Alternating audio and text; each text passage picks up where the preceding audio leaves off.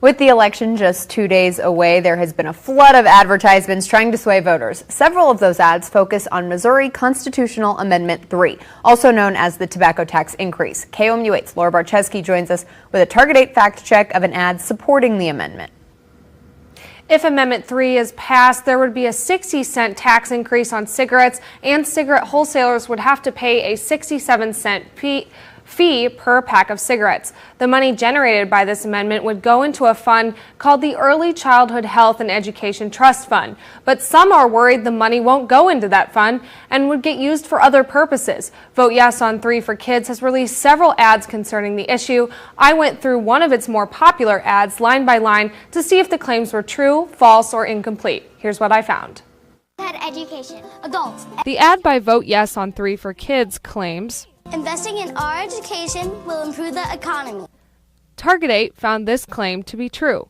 According to a study done by the University of Pennsylvania, participation in high-quality early care can help children avoid special education, grade repetition, early parenthood, and incarceration, all outcomes that imply large costs for government and for society.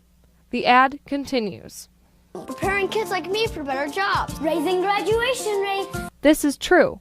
According to a report from the Office of the President of the United States, participants had higher high school graduation and college attendance rates, as well as more years of schooling. These achievements gains translated into large earnings gains as participants entered the labor force. Missouri has the lowest cigarette tax in the nation. This is also true. The CDC reports that Missouri is currently the lowest at 17 cents. Politicians can't touch any of the money. Not a dime. This is true. The amendment states any monies credited to and deposited in the fund shall be used only for purposes which are authorized by this section. It shall not be diverted to any other purpose and shall not be subject to the provisions of Section 33.080 or other similar law. But the executive director of the MPCA, Ron Leone, who opposes the amendment, thinks otherwise. We have, in the past 20, 30 years, have seen broken lockbox funding promises with respect to the casino money and the lottery money. The reason those promises were broken is because there is no such thing as a lockbox.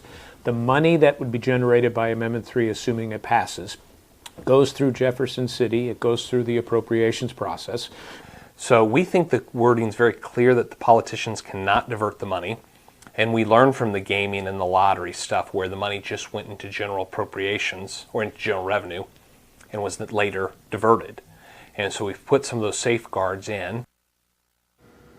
You can find this story and all of the documents mentioned, as well as the ad check on the opposition under the Target 8 tab. The Target 8 team also fact-checked an ad by the opposing parties. Be sure to tune in for that report tonight at 10. In the studio, Laura Barczewski, KOMU8 News.